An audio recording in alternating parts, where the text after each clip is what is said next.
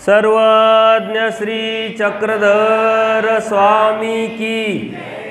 आवाज का कमी? तुम्ही आवाज काढा, म्हणजे मग जे बसलेले घरामध्ये त्यांना लक्षात येईल की कार्यक्रम सुरू झाला आणि लवकर येतील। झालं? सर्वज्ञ श्री चक्रधर, म्हणजे आता प्रत्येकाला आवाज जाईल आणि त्यांच्या लक्षात येईल। जर आपण वाट बघत बसलो ना, 8चे 8:15 झाले, 8:30 होतील आणि ती सवय लागेल की चला आपण जोपर्यंत जात नाही तोपर्यंत कार्यक्रम सुरू होत नाही, आपली वाट बघतात, म्हणून ती सवय लावून नाही ठेवायची। 8चा टायमिंग आहे तरी 15 मिनटं आपण लेट झालो आहे, काही हरकत नाही, आपण कार्यक्रमाला सुरुवात करू, लोक येत राहतील। आज संभाजीनगर जिल्हा भोकरदन तालुक्यामध्ये कोपर्डा या गावात श्रीकृष्ण, जालना जिल्ह्यात येतं का? मला वाटलं संभाजी जिल्ह्यामध्ये, संभाजीनगरमध्ये येतं, बाँड्रीवरती आहे आपलं गाव। तर श्रीकृष्ण नगर यामध्ये आज या मंदिराच्या वर्धापन दिनाच्या निमित्ताने या कार्यक्रमाला आपण सुरुवात करत आहोत। तुमच्यापर्यंत येण्याचा योग, माझे यूट्यूबवरती सत्संग चालू असतात, तुम्ही ऐकत असाल। आपल्यातलेच एक परमार्ग सेवक माननीय रामदासदादा सहाने ही यूट्यूबवरती माझे सत्संग ऐकायचे, बऱ्याच वेळा त्यांनी मला फोन पण केला, प्रतिक्रिया दिल्या।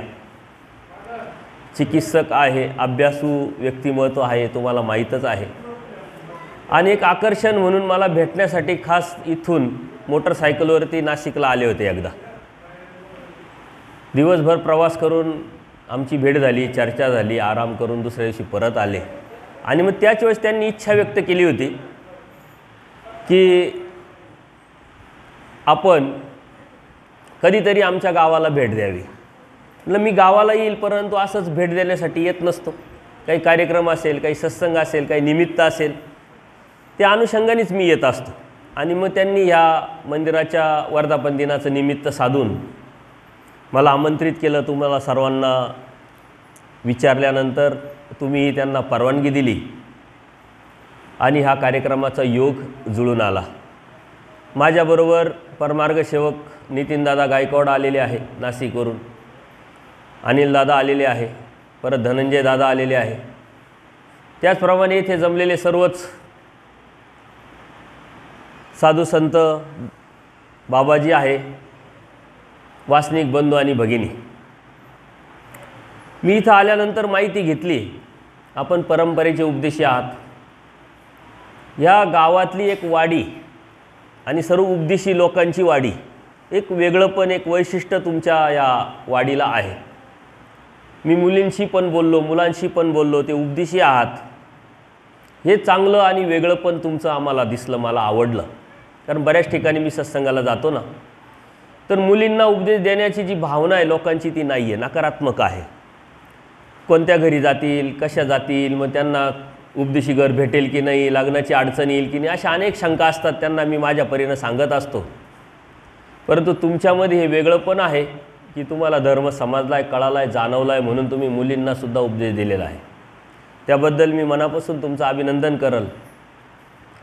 आपण परंपरेचे जरी उपदेशी असलो आणि उपदेश घेतलेला असला, आपण परमेश्वराच्या भक्तीचे आहे, दैवराटीचे आहे, परमार्ग ची सेवा करत करत, अभ्यास करत करत, स्मरण चिंतन करत परमेश्वराची भक्ती करतोय। परंतु भक्ती का करायची? कोणत्याही गोष्टीला एक कारण असतं आणि ते कारण जोपर्यंत आपल्याला समजत नाही, कळत नाही, तोपर्यंत ती गोष्ट आपण करत नाही। तसं भक्तीचं काहीतरी कारण असावं आणि ते कारण आपल्याला जर माहीत असेल तर त्या भक्ती करण्याला अर्थ आहे। आईवडिलांनी उपदेश घेतला म्हणून आपण घेतला, आम्ही सांगितलं म्हणून मुलांनी घेतला, मुलींनी घेतला म्हणून मुलींनी घेतला, ही जी परंपरा आहे, ही परंपरा अनेक गोष्टींमध्ये आपण जोपासत असतो आणि ही जोपासत असताना जे योग्य ते स्वीकारत असतो, जे अयोग्य ते सोडत पण असतो। सतत बदल आपल्या जीवनामध्ये आपण करत असतो, जे जे योग्य आहे, जे जे चांगलं आहे, जे जे प्रगतीचं आहे ते स्वीकारत असतो. मग आपल्या कपड्यात बदल झाला, आपल्या कामात बदल झाला, आपल्या विचार करण्यात बदल झाला, प्रत्येक गोष्टीत आपण बदल केलेला आहे. प्रत्येक ठिकाणी आपण आपल्या परंपरा तोडलेल्या आपल्याला दिसतात. परंपरागत धर्म जो चांगला आहे तो आपण स्वीकारला आहे, परंतु आत्तापर्यंत वाडवडिलांनी केलेला धर्म, सांभाळलेला धर्म एक इस्टेट म्हणून आपल्यापर्यंत पोचवली, पण ती इस्टेट काय आहे ती उघडून पाहण्याचं काम नवीन युवकांनी केलं पाहिजे, समजलं पाहिजे, जाणून घेतलं पाहिजे. आज आपण अभ्यास करतोय, वेगवेगळ्या डिग्र्या मिळवतोय, व्यवसाय, शिक्षण, कामाच्या निमित्ताने आपण गावाच्या बाहेर पडलेलो आहे. आपला धर्म सांभाळत असताना आपल्याला बाहेर अनेक अडचणी येतात आणि ह्या अडचणी आपल्याला खूप मोठ्या अडचणी वाटतात, परंतु त्या अडचणी नसून ते आपलं अज्ञान हे आपण जर लक्षात घेतलं तर आपल्याला त्या अडचणी वाटणार नाही. धर्म का आणि कशासाठी घ्यायचा, धर्माचा उद्देश काय, हे जर आपण समजून घेतलं तर आपल्याला आपण भाग्यवान समजू.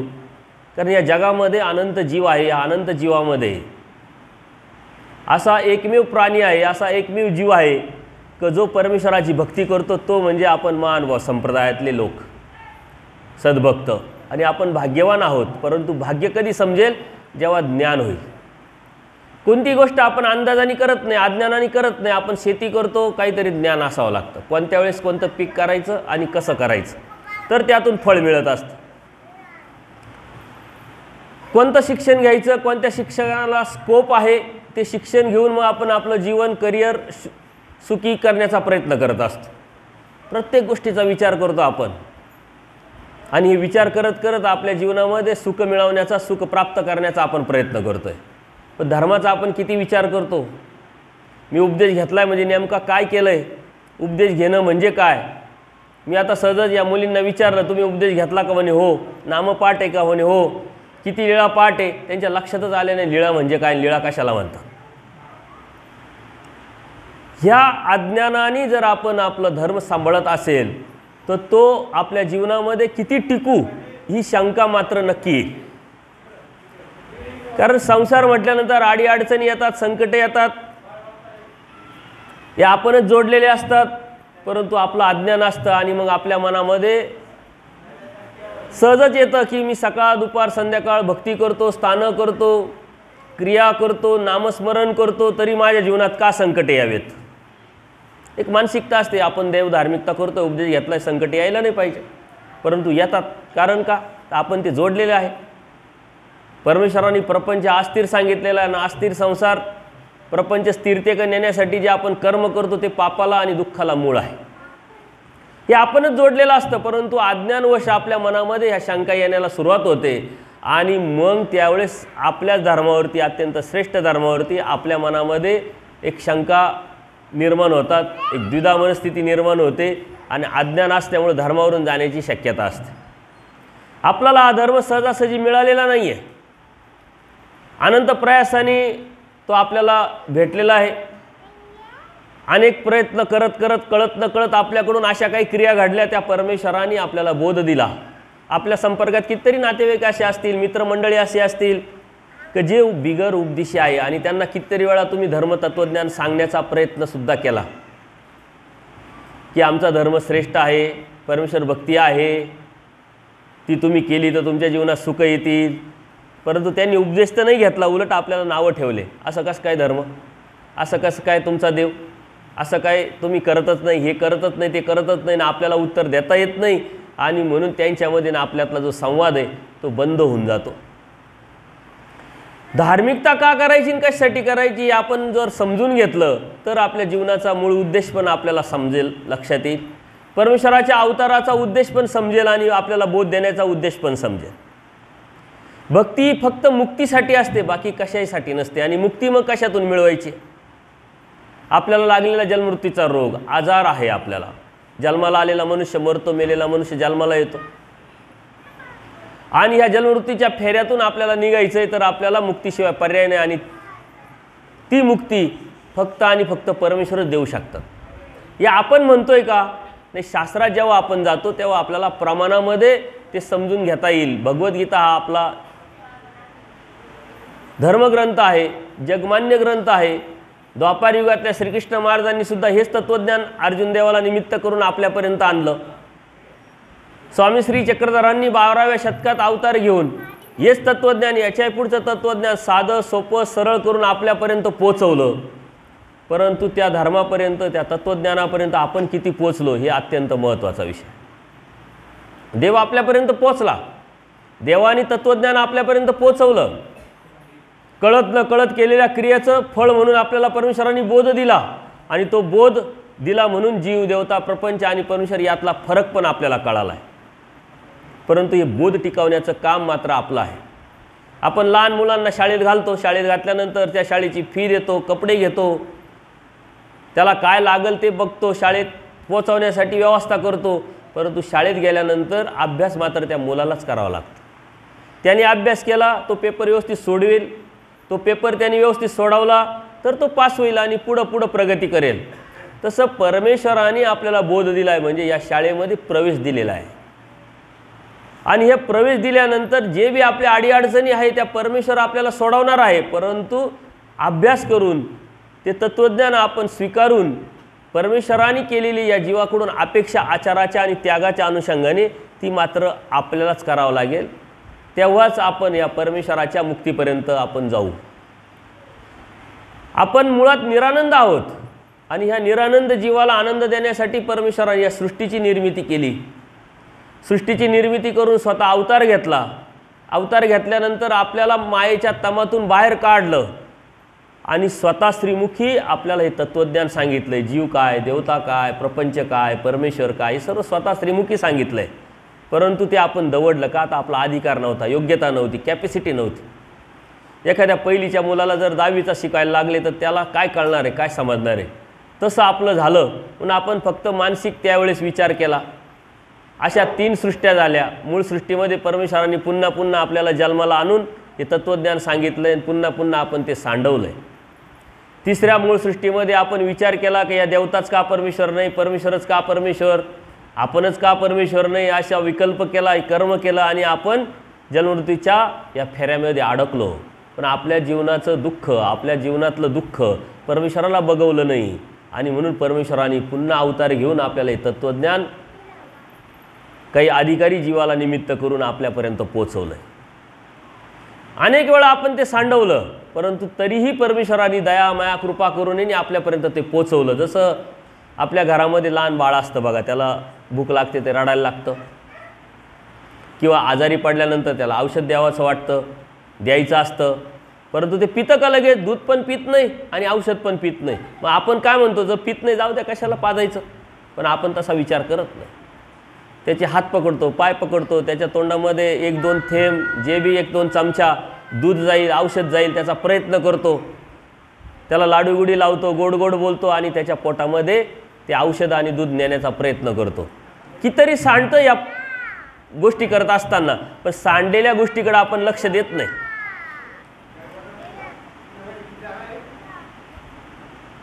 त्याला काहीतरी खेळायला दे ना. सांडलेल्या दुधाकडं किंवा औषधाकडं आपण लक्ष देत नाही. कोणीतरी आपल्याला सांगतं पण की जाऊ द्या, त्याला भूक लागली तेव्हा पिल, कशाला ते दूध वाया घालवते. पण ती आई काय म्हणते की ते दूध वाया जाऊ दे, काय त्यांनी फरक पडत नाही, परंतु 2-3 चमचे त्याच्या पोटात गेलं तर ते शांत होईल, तो झोपेल, आजारी येतो बरा होईल. तसं परमेश्वराने आपल्याला जे तत्त्वज्ञान सांगितलं आहे, पुन्हा पुन्हा ते आपण सांडवले. अनेक जन्मात, अनंत सृष्टीत आपण ते सांडवत पुन्हा पुन्हा जन्ममृत्यू याच्यात अडकलेलो आहे. परमेश्वर असा कधी विचार करत नाही, याला तर मागच्याच वेळेस सांगितलं होतं, परत आता कशाला सांगायचं?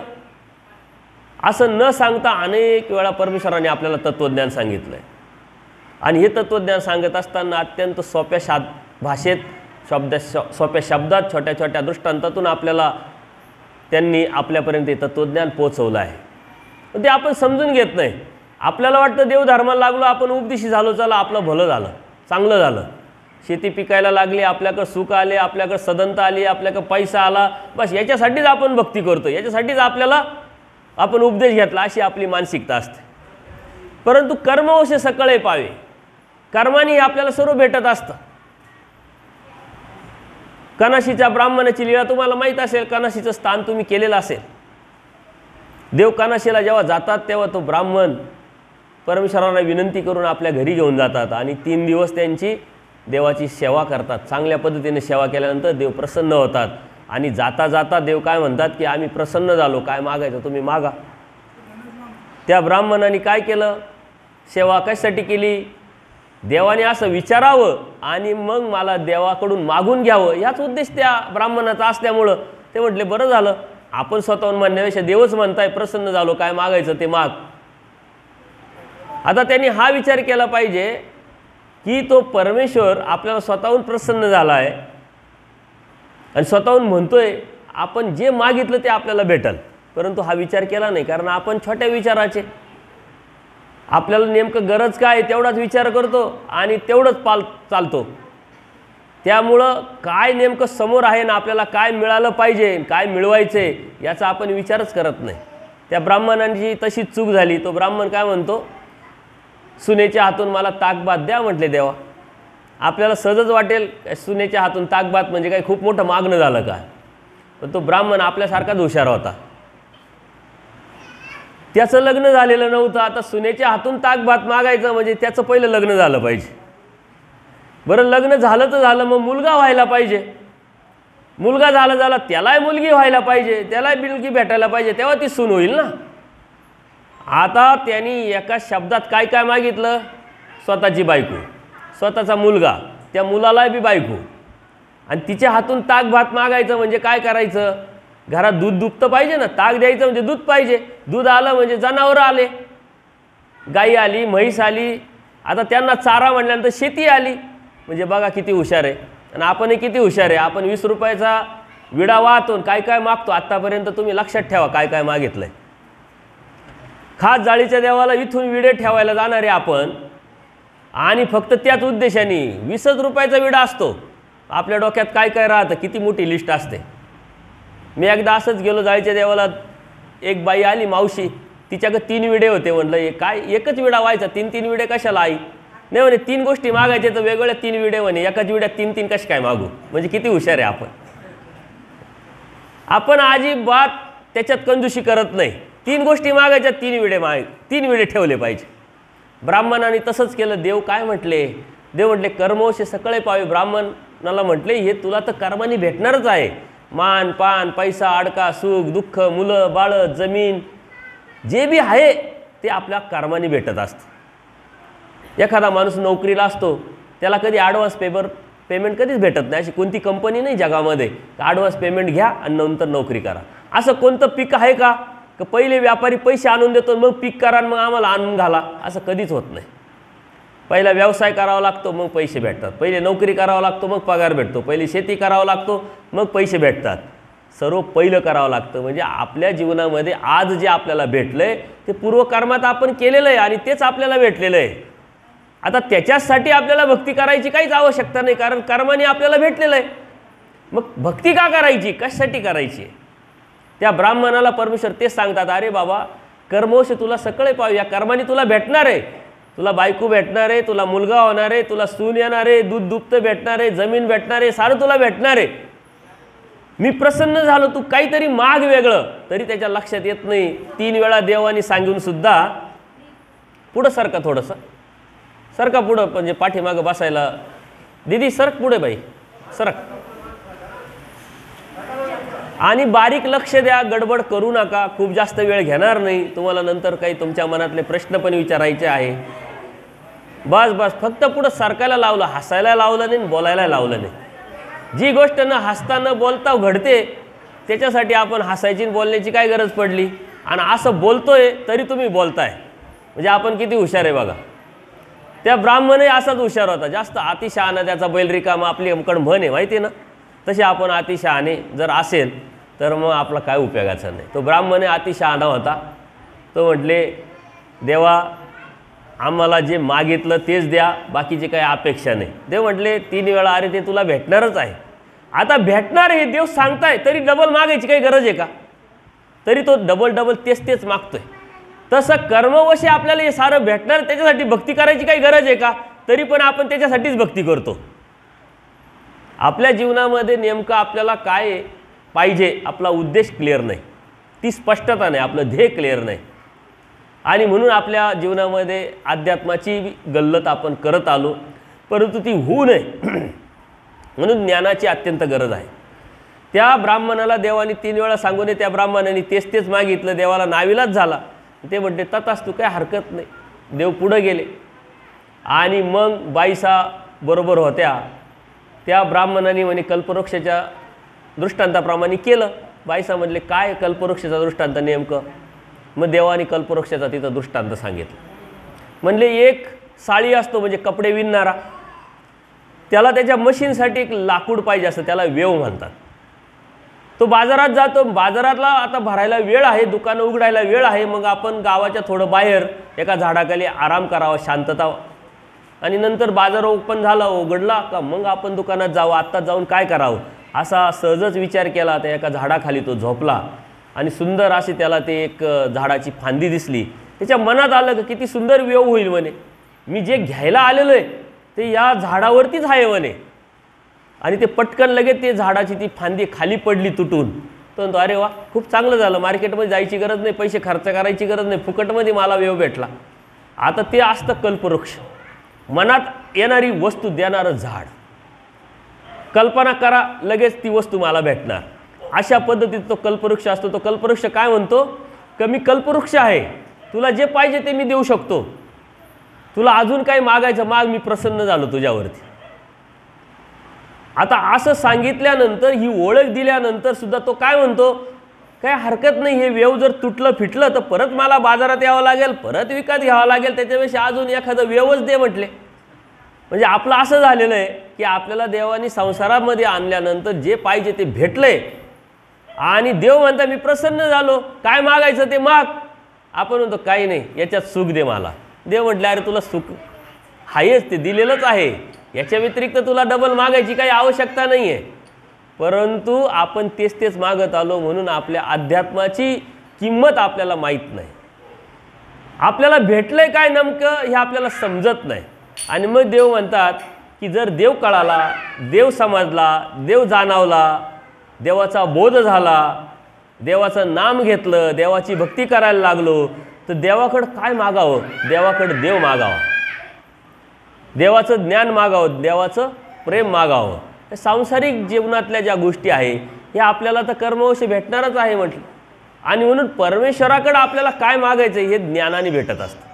भौतिक जगामध्ये आपण संसार करत असताना, शेती करत असताना ज्ञानाशिवाय काही चालत नाही. अशी जगातली एकही गोष्ट नाही आहे की ती ज्ञानाव्यतिरिक्त करता येते अशी तुम्ही शोधून दाखवा मला सांगा.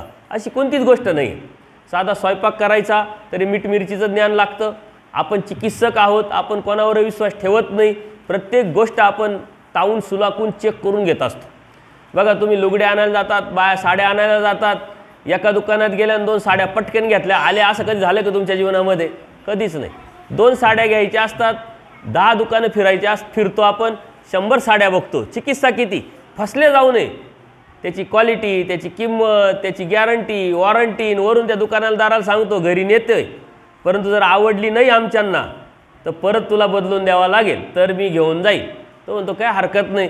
तो बी आपल्यापेक्षा हुशार असतो. आपल्याला काय वाटतं, आमच्या भगिनींना असं वाटतं आम्ही लय हुशार, परंतु आपल्यापेक्षा हुशार असतो. 500ची साडी त्यांनी 1000 रुपयाला लावलेली असते. तर म्हटले रिटर्न आली तरी काही नुकसान नाही, आपलं काय हरकत नाही, आपण एवढे हुशार असतो. म्हणजे प्रत्येक गोष्ट चिकित्सा. आम्ही सुद्धा माणसं लोक जरी गेले कुठं काय आणायला तर कंपनी पाहतो, ब्रँड पाहतो, कलर पाहतो, किंमत पाहतो, गॅरंटी वॉरंटी पाहतो. आपल्याला माहीत असतं हे कूलर आहे 2 वर्षांनी खराब होणारच आहे, मेंटेनन्सवर येणारच, पण तरी आपण किती चिकित्सा करतो. पण अध्यात्माच्या बाबतीत चिकित्सा केली आहे का? देवाने काय सांगितलं आहे नेमकं, कशी धार्मिकता करायला लावलेली आहे, कशा पद्धतीने धार्मिकता करायची असते हे आपण कधीच चेक करत नाही, समजून घेत नाही. आणि म्हणून देवाच्या दैवराटीमध्ये, देवाच्या भक्तीमध्ये येऊनसुद्धा आपली फसण्याची शक्यता असते. फसू नये, जसं भौतिक जगामध्ये आपण फसू नये म्हणून आपण विचार करतो, प्रत्येक गोष्टीची चिंतन करतो, समजून घेतो, जाणून घेतो, लोकांना विचारतो, तसं धर्मसुद्धा समजून उमजून जाणून घेऊन स्वीकारायचा असतो आणि मग तो करायचा असतो. अन्यथा परमेश्वराच्या कृपेने आपल्याला देव भेटला आहे, परंतु तो देव मिळवण्यासाठी आपल्याला मात्र प्रयत्न करावा लागणार आहे. तो मिळवण्यासाठी आपला जो बोध आहे तो टिकवावा लागणार आहे. त्याच्यासाठी ज्ञानाशिवाय आपल्याला पर्याय नाही. ज्याप्रमाणे परमेश्वराने सांगितले अनेक वेळा तुम्हाला मी ज्ञान देऊ नये तुम्ही दवडलं, पण परमेश्वर दयाळू मायाळू असल्यामुळं पुन्हा पुन्हा पुन्हा अवतार घेऊन आपल्याला ते तत्त्वज्ञान सांगतात. नुसतं सांगतच नाही तर आपल्याला जीव देवता प्रपंच आणि परमेश्वर यातला फरक पण समजून सांगतात. हा फरक समजून सांगत असताना परमेश्वराची का भक्ती करावी, कशासाठी करावी हे पण अनेक दृष्टांतातून सांगतात. तुम्हाला बरेच तत्त्वज्ञान माहीत असावं असं मला वाटतं, कारण परंपरेचे तुम्ही उपदेश आहात. अनेक कार्यक्रम तुमच्याकडे होत असतात. हत्तीचा दृष्टांत कोणाला माहिती आहे का? हात वर करा बरं.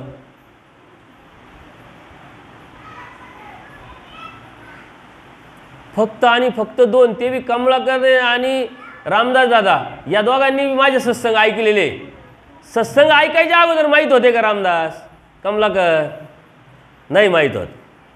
म्हणजे आपण परंपरेचे उपदेशी आहोत आणि आपल्याला हत्तीचा दृष्टांत माहीत नाही, म्हणजे देवता आणि परमेश्वरातला नेमका फरकसुद्धा माहीत नाही. बरं, यातलं काही कमीपणा वाटून घेऊ नका. या अज्ञान जीवामध्ये मूळतच असतं. अनादि अविद्युक्त जीव आहे, मतित्रय त्याच्यामध्ये आहे. अज्ञान हे मूळचंच आहे. पूजनीय माईम भटांकडं अज्ञान होतं, पूजनीय अर्जुन देवाकडं अज्ञान होतं आणि त्यांच्या निमित्ताने ते अज्ञान फेडण्यासाठी परमेश्वराने आपल्याला हे सांगितलेलं आहे.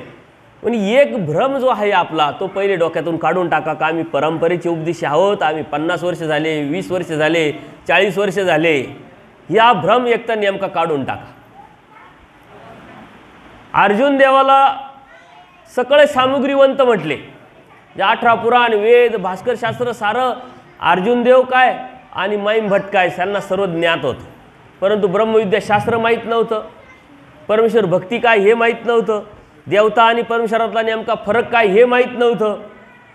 आणि त्यांचं अज्ञान दूर करण्यासाठी परमेश्वराने ते समजावण्यासाठी परमेश्वर आणि देवतेतला फरक काय आहे आणि देवता भक्ती म्हणजे काय, परमेश्वर भक्ती म्हणजे काय हे समजून सांगितलं. आपण फक्त एकच म्हणतो आम्ही स्वामी श्री चक्रधरांची भक्ती करतोय, देवतेची भक्ती करत नाही. परंतु करत असताना अज्ञानावश्य आपण अंधश्रद्धा पण जोपासतो, कर्मकांड पण करतो, मिश्र भक्ती पण करतो. आणि ही भक्ती करत असताना ही मिश्र भक्ती करता करता परमेश्वराच्या भक्तीला आपण मुक्तोय, परमेश्वराच्या भक्तीपासून दूर जातोय हे आपल्या लक्षातच येत नाही. ज्यावेळेस पूजनीय माईम भटांची देवाची भेट झाली, त्यांचा सर्व 18 पुराण वेद भास्कर शास्त्र सर्व अभ्यास होता, परंतु तरीही परमेश्वर आणि देवता जीव याच्यातला फरक त्यांना माहीत नव्हता. जसं आपल्याला माहीत नाही, आपण परंपरेचे उपदेशी आहोत. परमेश्वराने सांगितलं एके परमेश्वराशिवाय तुमच्या जीवनवृत्तीचा जो फेरा आहे तो चुकू शकत नाही, तुम्ही मुक्तीला जाऊ शकत नाही. परमेश्वर एकच आहे आणि तो एक परमेश्वर जोपर्यंत अनन्यभावे शरण जाऊन तुम्ही त्यांची भक्ती करत नाही तोपर्यंत तुमच्या जीवनवृत्तीचा फेरा चुकणार नाही. कवने करणे मुंची जना, तुम्ही काही केलं, कोणते कर्मकांड केले, कोणत्या देवतेची भक्ती केली, साऱ्या देवतेची एकत्र भक्ती केली तरी तुम्हाला कळणार नाही, तरी तुम्हाला ती मुक्ती भेटणार नाही. ज्यावेळेस माईम भटाने सांगितलं, माईम भट म्हटले मग आम्ही करतो ना, इंद्राची करतो, चंद्राची करतो, देवाची भक्ती करतो म्हटले आम्ही. अर्जुन देवाला सुद्धा ती शंका होती. अर्जुन देव म्हटले मग आम्ही करतो ना, भक्ती करत नाही असं कसं काय झालं. आणि मग देवाने सांगितलं, पूजनीय माईम भटाने तर कर्माचा सिद्धांत सांगितला, तोही खोडला, देवता भक्ती खोडली. आणि मग परमेश्वराने हत्तीचा दृष्टांत पूजनीय माईम भटांना निमित्त करून आपल्याला सांगितला आहे. गावात हत्ती आला म्हणजे हत्ती पाहण्यासाठी सारे लोक जातात. हत्ती पाहण्यासाठी गेल्यानंतर सारे लोक जे डोळे त्यांना ते हत्ती पाहू शकतात. त्या गावात आंधळे पण असतात 5-6. आता आंधळे बघणार कसे, ते स्पर्शाने बघणार. त्यांना वाटतं चला आपण हत्ती बघावं, सारे लोक पाहायला चालले, आपण हत्ती बघावं. आणि मग हत्ती बघायला झाल्यानंतर ते स्पर्श करतात एका एका अवयवाला. एक आंधळानी शेपटीला हात लावला, एक पायाला, एक पोटाला, एक पाठीला, एक कानेला, एक सोंडेला, अशा वेगळ्या अवयवाला ते हात लावून येऊन बसतात आणि त्यांच्या चर्चा करायला सुरुवात करतात. हत्ती बघितला का, आता ज्यांनी शेपटीला हात लावला तो म्हणे हत्ती खराट्यासारखा आहे, आत्ताच मी पाहून आलो म्हटलं. आता ज्यांनी पायाला हात लावला तो म्हणे मी कसा मान्य करील, मी आत्ताच पाहून आलो हत्ती खांबासारखा आहे, तुम्ही कसं काय खराट्यासारखा सांगताय. ज्यांनी कानाला हात लावला तो म्हणे तुम्ही दोघे खोटे बोलताय, हत्ती सुपासारखा आहे, मी आत्ताच पाहून आलो. ज्यांनी पोटाला हात लावला तो म्हणे हत्ती पोत्यासारखा आहे. ज्यांनी पाठीला हात लावला त्यांनी म्हणे हत्ती भिंतीसारखा आहे. ज्यांनी सोंडेला हात लावला तो म्हणे हत्ती मुसळासारखा आहे. आता एकमत होऊ शकत नाही का, प्रत्येकजण वेगवेगळ्या अवयवाला हात लावून आलेला आहे. त्यांच्यात भांडण होतं, वाद होतात. ते वाद एका डोळस माणूस ऐकतो आणि तो म्हणतो तुम्ही का भांडताय, आणि त्यांनी सर्व सांगितल्यानंतर तो म्हणतो अरे या हत्तीचे एक एक अवयव आहे, हे सारे एकत्र येतील तेव्हा हत्ती तयार होईल. परमेश्वराने हा दृष्टांत आपल्याला काय सांगितलं आहे की या देवता म्हणजे परमेश्वराची एक एक शक्ती आहे. या शक्तीच्या पलीकडे जी महाशक्ती ती म्हणजे परमेश्वर आहे. या परमेश्वराच्या अध्यक्षतेखाली ही चराचर सृष्टी चालू आहे. बघा आज निवडणुका लोकसभेच्या चालू आहे. आज तुमच्याकडे मतदान झालं. आता हे केंद्रात गेलेले जे लोक आहे खासदार ते पंतप्रधान निवडतील. त्या पंतप्रधानाच्या अध्यक्षतेखाली ही सारी जे खासदार लोक आहे त्या पुऱ्या भारताचा कारभार चालवतील. हा एक सिस्टमचा भाग आहे. पण जे पंतप्रधानांना अधिकार आहे ते या लोकांना आहे का अधिकार? पंतप्रधान साऱ्या खासदारांचा पंतप्रधान आहे, साऱ्या देशाचा प्रथम नागरिक आहे. त्याच्या नावाने देश चालतो, तो निर्णय घेऊ शकतो. या भारतामध्ये जी बी गोष्ट कोणी केली त्याला जबाबदार पंतप्रधान असतो. म्हणजे मुख्य कोण असतो? पंतप्रधान. तसा या चराचर सृष्टी चालवणारा मुख्य कोण आहे? परमेश्वर. आणि तो परमेश्वर म्हणजे श्रीकृष्ण महाराज. तो परमेश्वर म्हणजे स्वामी श्री चक्रधर. आणि त्याची भक्ती आपण करतो म्हणजे डायरेक्ट परमेश्वराशी आपले कनेक्ट आहे, कॉन्टॅक्ट आहे. तुमचे जर एखाद्याशी पंतप्रधानाबरोबर जर कॉन्टॅक्ट असेल तर किती वट असते आजूबाजूच्या समाजामध्ये तुमची आमदाराशी खासदाराशी जर फोन असेल, कॉन्टॅक्ट असेल, सारे लोक तुमचे पुढं करा. अरे काय वट यायचे. आमदाराचे डायरेक्ट कॉन्टॅक्ट आहे, खासदाराचे डायरेक्ट कॉन्टॅक्ट आहे. तुमच्या गावाचा तर संपर्क आहेच तसा. रामदादाने सांगितलं आमच्या गावात असे खासदारांना डायरेक्ट फोन करून बोलणारे माणसं आहे, परंतु आपल्या गावात अजून रस्ता आला नाही. आलं का लक्षात? आपले डायरेक्ट कॉन्टॅक्ट असण्याला महत्त्व नाही आहे, आपल्या एकीतून आपण काम करून घेण्याला महत्त्व आहे. आपण निवडून दिलेला लोकप्रतिनिधी आपला सेवक असतो ना, आपल्या कामासाठी असतो आणि त्याच्याकडून काम करून घेणं हे आपलंच काम असतं. नाही आपलाच माणूस आहे कसं बोलावं, आपलाच माणूस आहे कसं बोलावं. अहो आपण निवडून त्याच्यासाठी दिलेलं आहे. आमची गाडी पंक्चर झाली, माझी गाडी कधीच पंक्चर होत नाही. तुमच्या गावात आल्यानंतर पंक्चर झाली आणि आल्यावर रामदास दादा सांगितलं नाही आमचे खासदार इतके कॉन्टॅक्ट आहे, फोन केला की उचलतात म्हणजे. नाही गाडी पंक्चर झाली. याचं काय सांगण्याचा उद्देश? गमतीचा सोडा विषय.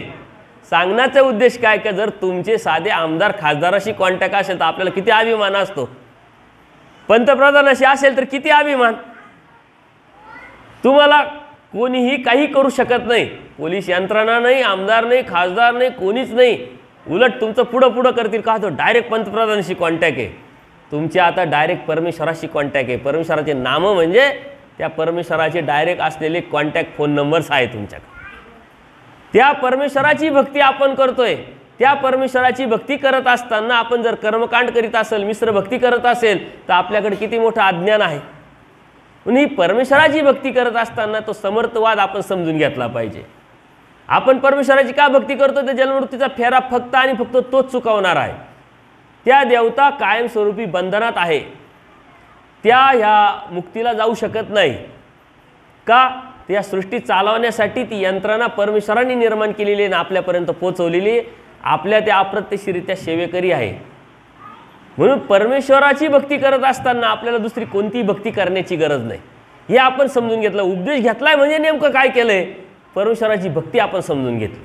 उपदेश घेतलाय नेमका म्हणजे काय केलंय की त्या परमेश्वराला अनन्य भावे आपण शरण गेलेलो आहे. अन्य कोणी नाही, कोणतं कर्मकांड नाही, अंधश्रद्धा नाही, मिश्र भक्ती नाही, फक्त आणि फक्त परमेश्वर. परत ही भक्ती करत असताना नेमकं आपल्याला काय करायचंय का जेणेकरून तो परमेश्वर आपल्याला प्राप्त होईल हे बी समजण्यासाठी आपल्याला ज्ञानाची गरज आहे. खूप काही करायची गरज नसते. आपण करत आलो सकाळ संध्याकाळची देवपूजा, कधीतरी स्थानवंदन, कधीतरी साधू संतांच्या ठिकाणी क्रिया. परंतु धर्म इतका मोठा आहे तर एवढ्या छोट्या 4 गोष्टीतून परमेश्वर आपल्याला प्राप्त होईल का? हे तर आपले संस्कार आहे, आपण ते करतच राहतो. पण ज्ञानाशिवाय परमेश्वर प्राप्त होत नाही. मग ते ज्ञान तरी मिळवायचं कसं आहे? आपल्याला जीवनमुक्तीचा मार्ग परमेश्वराने या भक्तीतून दिलेला आहे. आणि जीवनमुक्त म्हणजे आत्मकल्याण. आत्मकल्याण म्हणजे आत्मशुद्धी. आपली विचारधारा कशी आहे, आपण कसं वागतो, कसं बोलतो, कोणाशी कशा पद्धतीने विचार करून काम करत असतो, दुसऱ्याविषयी आपले विचार काय आहे, आपली जीवन पद्धत म्हणजे लाईफस्टाईल काय आहे, हे म्हणजे धर्म आहे, ही म्हणजे धार्मिकता आहे, हा म्हणजे आचार आहे, हा म्हणजेच विधी आहे. आपल्या डोक्यात काय बसलेलं आहे की विधी केला तर परमेश्वर प्राप्ती होईल. आणि विधी म्हणजे काय? देवाला आल्यानंतर विडा ठेवलाच पाहिजे, नारळ बांधलंच पाहिजे, हे सांगितलं तरच आपल्याला हे भेटल. देव तर सर्वज्ञ आहे, अनंत ब्रह्मांडाचं नाही की त्यांना तर सर्वच कळतं, मग सांगण्याची गरज काय? पण आपल्या मनामध्ये ती मानसिकता आपली निर्माण झालेली आहे. आणि या साऱ्या गोष्टी आमच्यासारख्या साधू संतांनी तुमच्यापर्यंत पोहोचवलेल्या आहे. परंतु तुमची बी ड्युटी आहे, तुमचं बी कर्तव्य आहे की नेमकं आपला धर्म काय समजून घेण्याची, जाणीव करून घेण्याची, ज्ञान करून घेण्याची. भौतिक जगामध्ये प्रत्येक गोष्ट आपण जर समजून घेतोय, जाणून घेतोय, आणि जाणून घेत असताना जर आपण ते करतोय, तर धर्म जाणून अजाणते जर करायचं असेल तर तिथं बी फसण्याची शक्यता असतेच आपली. आणि म्हणून या गोष्टी आपण समजून घेतल्या पाहिजे. तुमच्या मनामध्ये अनेक शंका असतील, अनेक प्रश्न असतील, आणि हे प्रश्न आपल्याला जर बोलतं आपण केलं नाही, प्रश्न विचारले नाही, तर त्या मनातल्या ज्या शंका आहे त्या आपल्याला दूर होणार नाही. आणि ह्या दूर नाही झाल्या तर आपल्याला परमेश्वर भक्ती नीट करता येणार नाही. परमेश्वराला तुमच्याकडून काहीच अपेक्षा नाही आहे जीवाकडून. शुद्ध आचार आणि शुद्ध विचार. आता शुद्ध आचार आणि शुद्ध विचार कुठून? मेडिकलमधून गोळ्या आणून तर नाही भेटणार. आता हे डॉक्टर पण आहे, त्यांना कधी विचारा शुद्ध आचार शुद्ध विचार करण्यासाठी इंजेक्शन द्या असं म्हणणार एखादा पेशंट आला का त्यांच्याकडे? कधीच नाही येऊ शकत. का? तर ते इंजेक्शननी गोळ्यांनी भेटणार नाही. किंवा असा एखादा पदार्थ जेवण केला का मग शुद्ध आचार येतील, शुद्ध विचार येईल, असं आहे का? असं कधीच होत नाही. किंवा अशा साबणाने आंघोळ केली तर शुद्ध आचार येईल, शुद्ध विचार येईल, असं होईल का? असं कधीच होत नाही. त्यासाठी आपल्याला आपल्यावरती कष्ट घ्यावा लागते, आपल्याला आपल्यावरती प्रॅक्टिस करावं लागेल. हेतू पुरस्कार आपण त्यातून बाहेर पडण्यासाठी प्रयत्न करावा लागेल. आता आपण शेतकरी आहोत. शेती करत असताना एखाद्या वावरामध्ये लगेच तुम्ही पिकं करतात का? कोणतं पीक करा, लगेच कधीच होत नाही. त्याची नांगरणी करावं लागते, वखरणी करावं लागते, ते वावर साफ करावं लागतं, त्याच्यात खतं टाकावं लागतात, व्यवस्थित पद्धतीनं वाफे करावं लागतात, वरबे पाडावं लागतं. जे करायचं, जे पीक आहे त्याच्यानुसार ते करावं लागतं. आणि नंतर त्याला पीक येतं. ते पीकही बी पेरणी केली किंवा आवणी केली किंवा लागवड केली, जे बी पीक आहे, भाताची लागवड नाही करावं लागत, भाताची आवणी करावं. आता तुमच्याकडे भात होत नसेल कारण कोकणपट्टीचा विषय आहे तो, परंतु ज्याची लागवड करायची त्याची लागवड करावं लागते, ज्याची पेरणी करायची त्याची पेरणी करावं लागते. जर उलटं करून टाकलं तर होणारच नाही. त्याला खतं टाकावं लागतात, त्याला औषधं मारावं लागतात, जनावरांपासून त्याचं संरक्षण करावं लागतं, वेळेवर त्याला पाणी द्यावं लागतं. तेव्हा ते पीक येईल आणि मग आपल्यापर्यंत ते पोचल. त्याच्यातून 2 पैसे आपल्याला भेटते.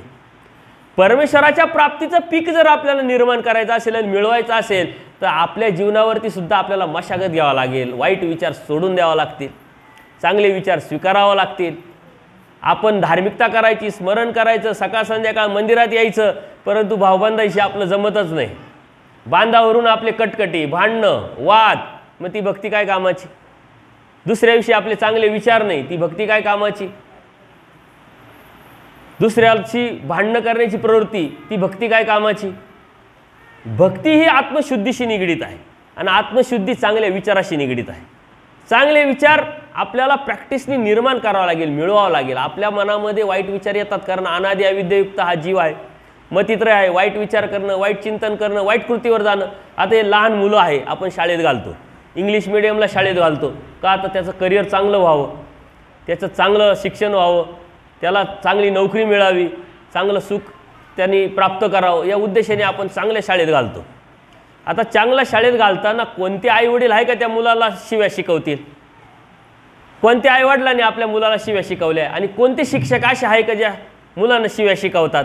परंतु ह्या मुलांना कधी कोणीही शिव्या शिकवलेल्या नाही राहत, परंतु सर्वात जास्त शिव्या त्यांना येतात. हे आलं कुठून, येतं कुठून? हे मुळातच असतं.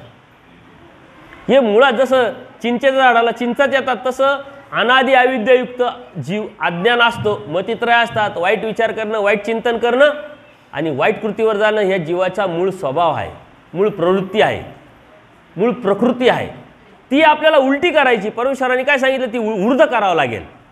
जसं वरतून जर पाणी आणायचं असेल तर त्याला काही लागतं का? ना मोटर लागत ना काहीच लागत नाही, डायरेक्ट पाणी येतं. पण खालून जर पाणी न्यायचं वरती असेल, मोटर लागेल, पाईपलाईन लागेल, लाईट लागेल, सर्व उपद्व्याप करावा लागतो, एनर्जी लागेल त्याला. तसं ऊर्ध्वगतीचे विचार निर्माण करण्यासाठी आपल्याला एनर्जी लागेल, ताकद लागेल. आणि ही ताकद सहजासहजी आपल्याला प्राप्त होत नाही, ती प्रॅक्टिसने आपल्याला करावं लागेल. कोणाच्या विषयी जर आपल्या मनात वाईट विचार आला, अरे हा विचार चांगला नाही, हा धर्माचा विचार नाही, आपण दैवराटीचे आहोत, आपण परमेश्वराच्या भक्तीत आहोत, हे चुकीचं आहे, हे करणं चुकीचं आहे, वागणं चुकीचं आहे, बोलणं चुकीचं आहे, असा आपण विचार करणं म्हणजे धर्माचा विचार करणं. जी बाई उपदेशी आहे, दररोज मंदिरात येते, स्मरण करते आणि ती सुनाला त्रास देत असेल तर मग तिचा उपदेश घ्यायला काय अर्थ राहिला. आणि जी सून उपदेशी आहे, दररोज मंदिरात येते, देवपूजा करते, स्मरण करते, परंतु सासू सासऱ्यांना आपले आईवडील न समजता त्यांची हाडाड करत असेल किंवा त्यांना त्रास देत असेल आणि वेळेवर काही देत नसेल, सेवा करत नसेल, तर त्या बाईचा उपदेश घेण्याला काय अर्थ राहिला. तसंच मुलांच्या बाबतीत, तसेच भावांच्या बाबतीत, तसंच आपल्या नातेवाईकांच्या बाबतीत विचार करा तुम्ही. धर्म आपल्याला चांगला विचार करायला शिकवतो, दुसऱ्याला काहीतरी चांगलं देण्यासाठी शिकवत असतो आणि ते आपण केलं पाहिजे. आणि काय विचार आहे आपला त्याच्यावरती परमेश्वर प्राप्ती आपली ठरत असते. दोन मित्र असतात शाळेतले, कॉलेजला जातात, कॉलेजला गेल्यानंतर एकाच रूममध्ये राहतात ते. आता एकाच रूममध्ये मग एकाच बरोबर ट्युशनला जाणं, अभ्यास करणं, कॉलेजला जाणं हे चालू असतं त्यांचं. एकदा काय होतं, घाईघाईत त्यांनी रूम बंद केला आणि ट्युशनला निघाले. निम्म्या रस्त्यावरती गेल्यानंतर त्या दोघांमध्ये चर्चा होते की अरे आपण घाईघाईत आपल्या रूममध्ये फॅन बंद करायचा विसरलो आपण. एक मित्र काय म्हणतो, जाऊ दे काय फरक पडतो, आपण भाडं देतोय, राहिलं तर राहिलं म्हणे, त्या मालकाचं लाईट जळलं आणि तो बिल भरील म्हणे, आपल्याला काय फरक पडतो. तो दुसरा काय म्हणतो, तसं करणं चांगलं नाही, हे चुकीचं आहे. एक काम कर, थोडा पुढं जा, तू ट्युशनला जा, मी थोडं येतो पाठीमागून, मला काही माझ्या बुद्धीला पटत नाही. तो रिटर्न जातो, रूम उघडतो, फॅन बंद करतो, परत दरवाजा लावतो आणि परत ट्युशनला येतो. ट्युशनला लेट होतो तो, शिक्षक त्याला ओरडतात, परंतु त्याला त्याचं दुःख होत नाही. कालांतराने ते मोठे होतात, त्यांचे लग्न होतात, प्रत्येक दोघंही बी वेगवेगळ्या शहरामध्ये जातात, नोकरी करायला लागतात. आणि ही नोकरी करत असताना एक जो विचार काय करत होता की काय करायचं, आपल्याला काय फरक पडतो, आपण भाडं देतोय, असा विचार करणारा मित्र नोकरीला लागल्यानंतर तो काय करतो, याच्यापेक्षा चांगली नोकरी कुठं भेटेल, ती नोकरी सोडतो दुसऱ्या नोकरीच्या शोधात राहतो. आणि हा जो आहे स्वतः पाठीमागं गेला, फॅन बंद केला, लेट झाला म्हणून त्या सरांचं, शिक्षकाचं ओरडणं त्याने ऐकलं, अपमान सहन केला, त्यांनी मात्र नोकरी सोडून एक मोठी कंपनी टाकतो. ती कंपनी टाकत असताना तो खूप सक्सेस होतो, खूप मोठा होतो. याची नोकरी गेल्यानंतर तो आता लागतो नोकरी शोधायला. ऑनलाईन नोकरी पाहता पाहता त्यांनी बघितलं की एक कंपनीची खूप मोठी ग्रोथ होते, खूप मोठं मार्केटमध्ये नाव आहे त्याचं, त्या कंपनीत आपण ट्राय करून बघावं. आणि मग तो ॲप्लिकेशन करतो. ॲप्लिकेशन करताना त्या कंपनीचा साधा जी हिस्ट्री आहे ती पाहायला सुरुवात करतो. त्याला आश्चर्याचा धक्का बसतो, कारण तो त्याचा जो मित्र असतो तो त्या कंपनीचा मालक असतो.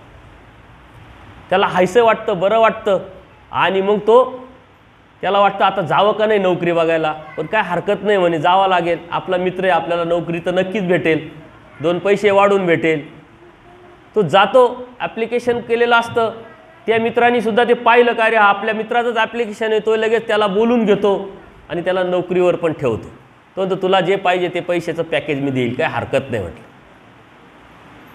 नोकरी करायला तो सुरुवात केल्यानंतर त्याच्या मनात येतं आणि ते मित्र एकदा गप्पा मारत बसता बसता म्हणे एक विचारू का मी, म्हणे विचार, काय हरकत आहे, तू मित्र आहे, आपण बरोबर राहिलेलो आहे, शिक्षण बरोबर केलेलं आहे, एका ताटात जेवलेलो आहे, सुखदुःखाला कामी आलेलो आहे म्हणे.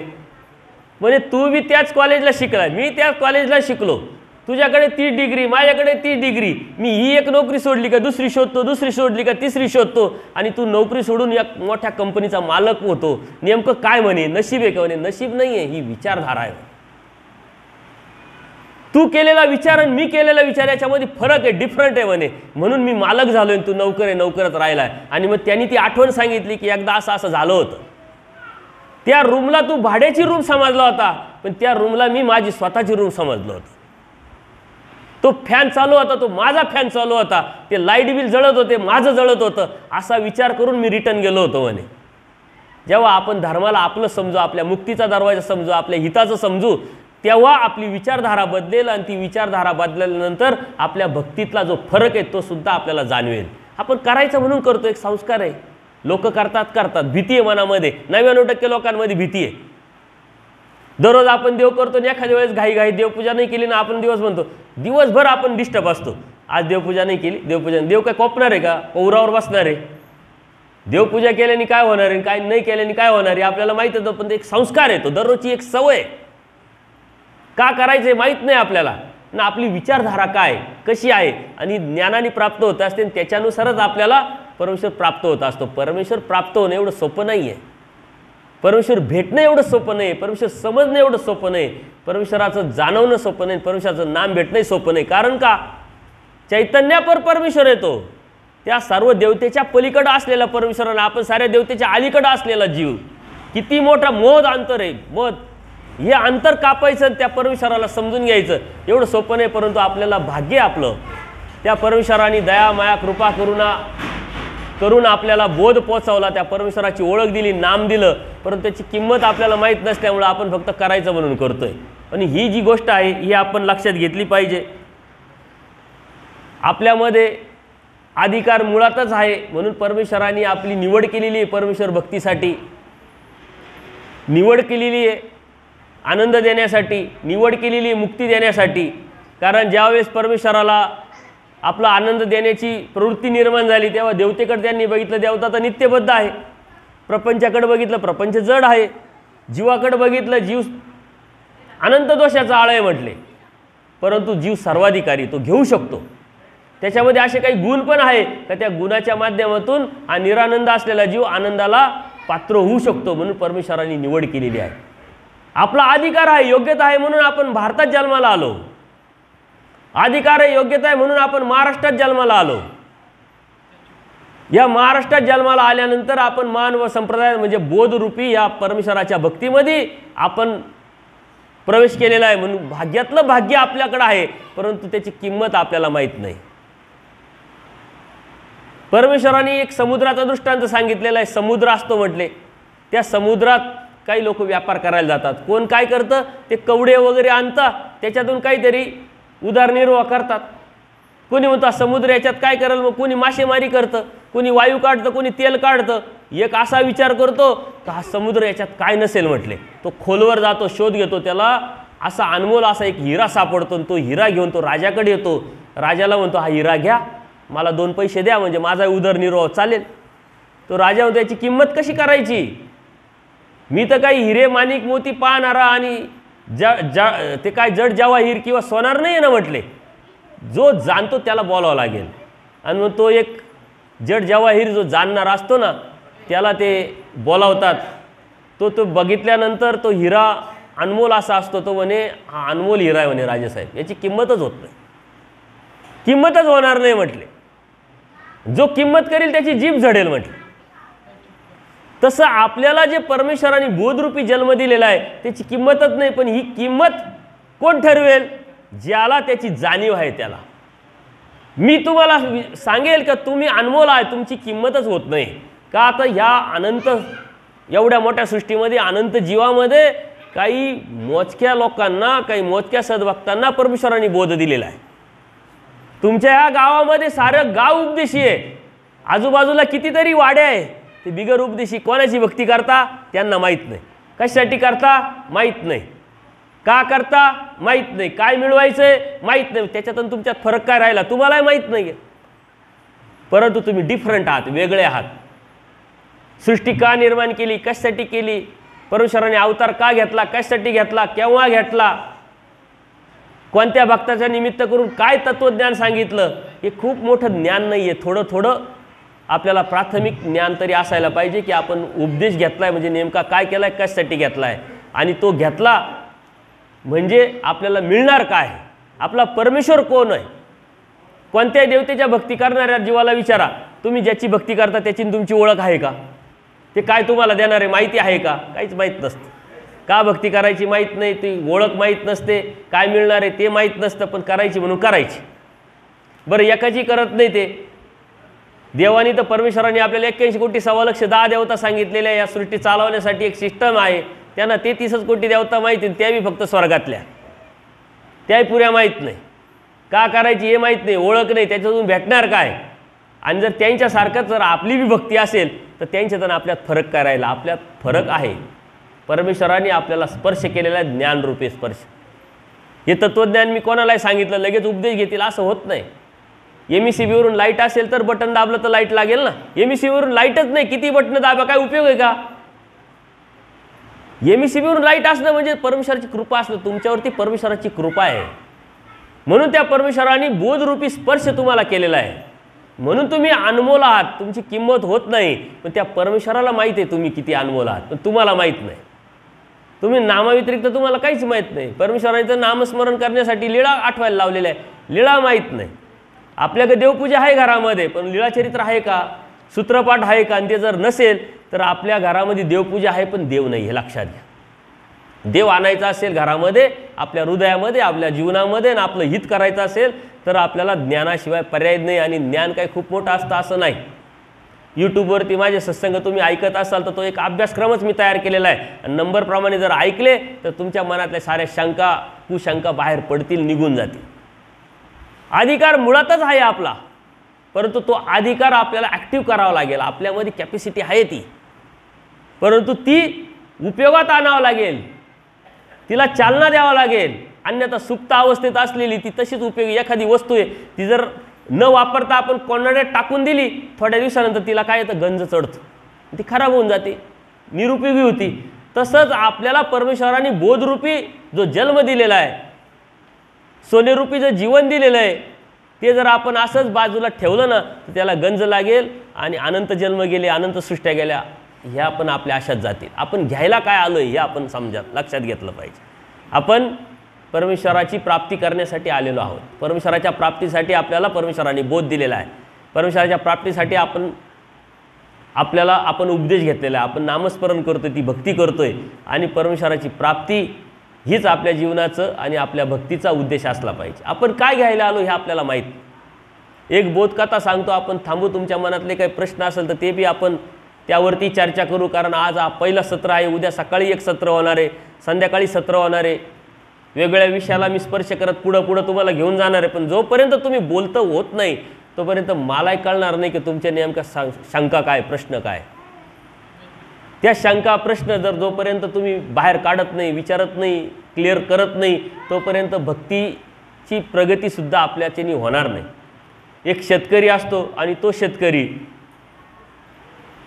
पूर्वी कसं होतं, आत्ता कसं आहे की ज्याच्या घरी बंगला गाडी मग तो श्रीमंत माणूस. पूर्वी कसं होतं, ज्याच्या घरी घोडा तो श्रीमंत माणूस. त्या शेतकऱ्याची स्वप्न पाहिलं की आपल्या घरी घोडा असला पाहिजे. बायकोनी सांगितलं का आपल्याकडं घोडा असला पाहिजे, मुलंही सांगतात आपल्याकडं घोडा असला पाहिजे. समाजामध्ये मग मानपान असतो. जर कुठं पाहुणे रावळे गेले, आपल्या घोडा असल्यावर जरा 2 रुपये जास्त किमतीची साडी भेटेल, मला समाजामध्ये मानपान भेटेल, एक अपेक्षा असते ना. ठीक आहे, काही हरकत नाही, आपण काम त्याच्यासाठीच करतोय. आता घोड्याची किंमतीची किंमत काढली, घोड्याची किंमत असते 10,000 रुपये. मग त्या शेतकऱ्यांनी पाहिलं 10,000 रुपये साचू आपण आणि घोडा घेऊन येऊ म्हटले. 10,000 रुपये साचल्यानंतर तो बायकोला सांगतो की मी आज मार्केटमध्ये जातो, घोडा घेऊन येतो. सर्वांना आनंद होतो, वा वा चांगली गोष्ट आहे, आपल्या घरामध्ये घोडा येणार आहे, आपण श्रीमंत होणार आहे, आपल्याला लोक वेगळ्या नजरेने पाहायला लागणार आहे, मानपान भेटणार आहे. आणि म्हणून तो 10,000 रुपये घेतो, घोडा आणायला जातो. इकडं बायकोनी काय केलं, साऱ्या गावाला सांगितलं आमचे मालक घोडा आणायला घोडा आणायला गेलेले, तुम्ही संध्याकाळी या, घोडा घेणार आहे म्हणून तुम्हाला आम्ही गाव जेवण देणार. आनंदाच्या भरात तिनं सांगून टाकलं. आता आपली संस्कृती आहे, आनंदामध्ये आपण सहभागी करून घेत राहतो आणि दुःखामध्ये सहभागी होत असतो. तिनं बी आपल्या आनंदामध्ये सहभागी करून घेण्यासाठी सर्व मैत्रिणींना, गावातल्या लोकांना, नातेवाईकांना सांगितल्यानंतर त्यांनाही बरं वाटतं, ठीक आहे काही हरकत नाही. आता घोडा असतो 10,000चा. तिथं गेल्यानंतर तो विचार करतो आपण घोडा घेऊन जाऊ, परंतु घोड्याच्या बाजाराच्या अगोदरच दुकानं राहतात. बघा, कधीही आपण बाजारात गेलो, मंदिर असतं कडेला आणि इकडून दुकानं सुरू होऊन जातात, नारळाचे, फुलहाराचे, काही बाकीच्या प्रसादाचे सारे दुकानं अगोदर चालू होऊन जातात. आणि ते आपण मंदिरात जायच्या अगोदर ते दुकानदार काय म्हणतात, ओ प्रसाद घ्या, नारळ घ्या, फुलं घ्या, सांगतात की नाही, त्यांचा तो व्यवसाय. तसं त्या घोड्याच्या बाजारात असतं, अगोदरच त्याचं जे खोगीर असतं, साज असते, घुंगरू असतं, बांधण्यासाठी बी घोड्याचं जे असतं ना, ते सारे दुकान लागलेले असतात. ते दुकानदार म्हणतात, हो तुम्ही घोडा आणायला आले का म्हणे, हो घोडा आणायला आले, हे लागणारच आहे म्हणे, तुम्हाला हे घेऊन जा. तो नाही घ्यावं लागेल म्हणे. मग घेतल्याशिवाय घोडा कसं काय पकडणार, त्याच्यावर बसणार कसे तुम्ही? तो म्हणतो अरे बरोबर आहे, घोडा घेतल्यानंतर घ्यावाच लागणार आहे, चला घेऊन टाकू अगोदरच. आता तो घ्यायला सुरुवात करतो, त्याच्यातच 4-5 हजार रुपये त्याचे खर्च होऊन जातात. घोडा आहे 10,000चा, याच्यात गेले 4-5 हजार, राहिले 5 हजार. मग आता घोडा घेणार कसे? तो साऱ्या मार्केटमध्ये फिरतो, 5 हजाराचा घोडा त्याला काही भेटत नाही. आणि मग घोडा न घेताच तो सारं ते घेतलेलं आहे ते तर काही दुकानदार परत घेणार नाही, देता येणार नाही.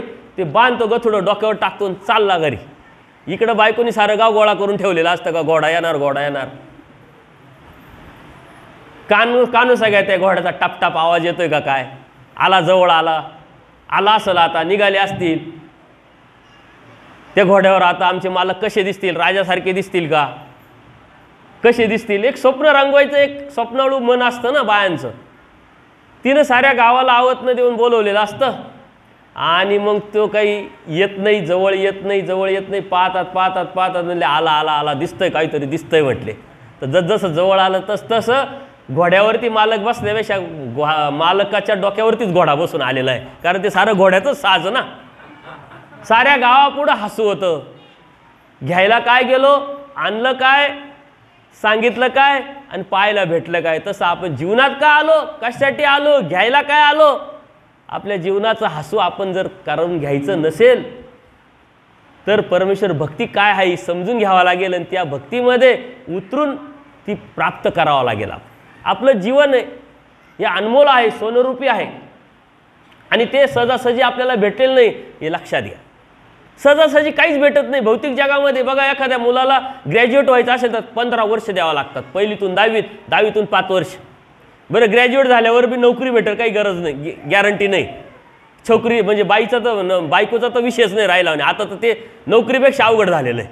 नोकरी असेल तर ते, अन्यथा अजिबात नाही. डिग्री किती याला काय अर्थच राहिला नाही आपल्याकडे.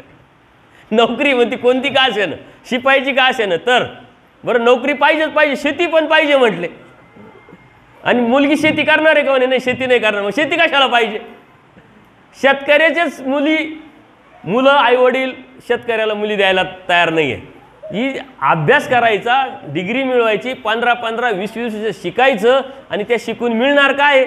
नोकरी. त्या नोकरीतून पैसा आणि त्या पैशातून जे आपण कर्म करतो ना ते दुःखालाच कारण आहे, सुखाला एकही कारण नाही आहे. सकाळी बरं वाटेल तर दुपारी दुःख वाटेल, दुपारी बरं वाटेल तर संध्याकाळी. डॉक्टरांना विचारा, सकाळी पेशंट जर 4 चांगले आले तर बरं वाटत आणि 4 पेशंट डिस्चार्ज दिले का लगेच दुःख होतं. नोकरीचं आहे तसं, व्यवसायाचं आहे तसं, शेतकऱ्याचं आहे तसंच. अत्यंत कष्टाने मिळवलेलं पीक मार्केटमध्ये घेऊन गेल्यानंतर जर त्याचा भाव पडेल असेल तर किती दुःख होतं, किती अडचणी होतात. आपल्याला परमेश्वर भक्ती मिळाली ती सहजासहजी भेटली असेल काय? गेलो लगेच आपल्याला परमेश्वराने बोध दिला असं झालं असेल काय? त्याच्या पाठीमागं परमेश्वराने किती एफर्ट्स लावलेले, कुठून कुठून आपल्याला आणलेलं आहे आणि कोणत्या कोणत्या क्रियेतून आपल्याला परमेश्वर ही भक्ती भेटलेली ही उद्याच्या सत्रामध्ये आपण बघणार आहोत. परंतु त्याच्या अगोदर एक अजून बोधकथा सांगतो, तुम्हाला अधिक स्पष्ट होईल. एक लाकूड तोड्या असतो आणि तो लाकूड तोड्याचं काम काय असतं? दररोज जंगलात जायचं, लाकूड तोडायचे, घरी आणायचे, ते जाळायचे, कोळसा करायचा, विकायचे, पैसा घ्यायचा आणि घर चालवायचं. त्याचा दररोजचा धंदाच असतो. जसा प्रत्येकाचा धंदा तसा त्याचा कोळशाचा धंदा. तो मार्केटमध्ये जायच्या अगोदर त्याला किती कष्ट घ्यावं लागतात. जंगलात जावं लागेल, परत ते जंगल कोणाच्या मालकीचं नाही पाहिजे. चोरीवरून परत पकडल्या जाणार, मार खाणार, म्हणजे खोलवर आतमध्ये जावं लागणार जेणेकरून कोणाची नजर जाऊ नये. असाच तो खूप आतमध्ये खोलवरती लाकडं आणायला जातो आणि त्या राज्याचा राजा जो असतो ना तो त्याच दिवशी योगायोगाने शिकारीला बाहेर पडतो. आता शिकारीला बाहेर पडता पडता पडता इतक्या जंगलात जातो का ते सैन्य बी पाठीमागं पडतं आणि तो इतका एकटाच लांबवरती दूर जातो. शिकार तर काही सापडत नाही त्या राजाला, पण तो चुकून जातो, त्याच्याबरोबर कोणीच नाही, एकटाच. मागं जायचं तर रस्ता माहीत, चुकला, भूक लागली, ताण लागली, एवढ्या जंगलामध्ये काहीच नाही, करावं काय? मी राजा आहे परंतु आता शून्य झालं माझं महत्त्व, मला आता ताण लागली तर पाणी द्यायला कोणी नाही. तो सहज विचार करता करता त्याच्या कानावरती लाकडं तोडण्याचा आवाज येतो, टक टक टक. अरे तो म्हणतो कोणीतरी आहे. त्या आवाजाने तो गेल्यानंतर त्या लाकूड त्याला भेटतो. समोर राजा उभा आहे, याची तोत्री वळती. अरे काय, कसं काय झालं? राजा समोर उभा म्हणे घाबरू नको, माझी अशी अशी कथा झाली म्हणे, मी आलो लांब.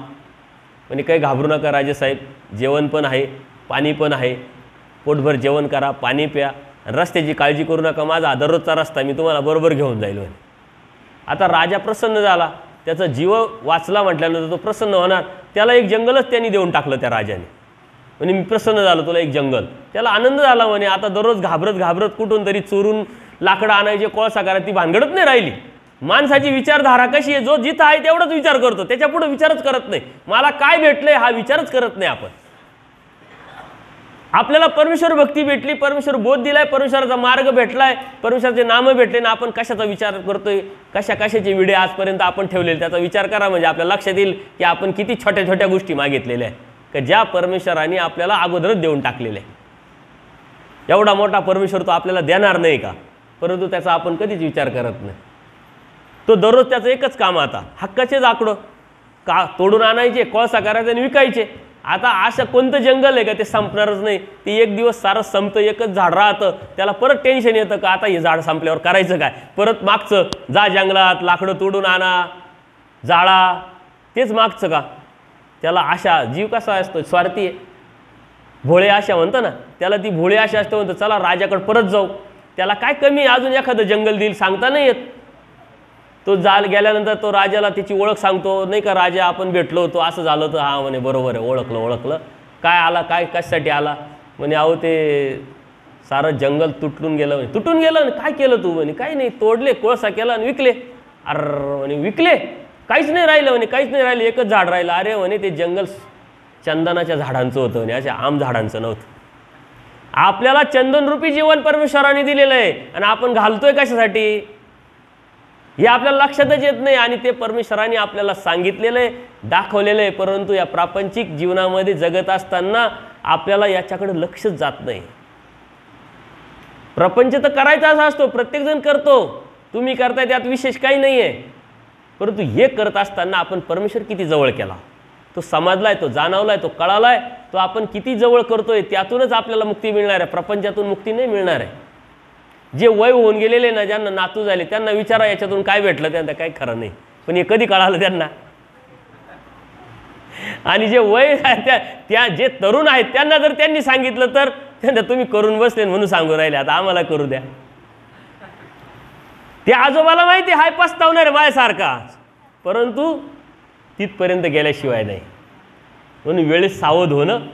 परमेश्वर भक्ती भेटली आहे, त्या भक्तीतून परमेश्वर प्राप्त कसं करता येईल हे समजून घेणं आणि त्याचं ज्ञान घेताना कोणत्या प्रकारची अंधश्रद्धा, कर्मकांड, मिश्रभक्ती न करून अनन्य भावे परमेश्वराला जर शरण गेलो तरच त्या परमेश्वराची मुक्ती, परमेश्वराचा आनंद आपल्याला मिळेल. आपले सोनेरूपी जीवन अनमोल ठरेल.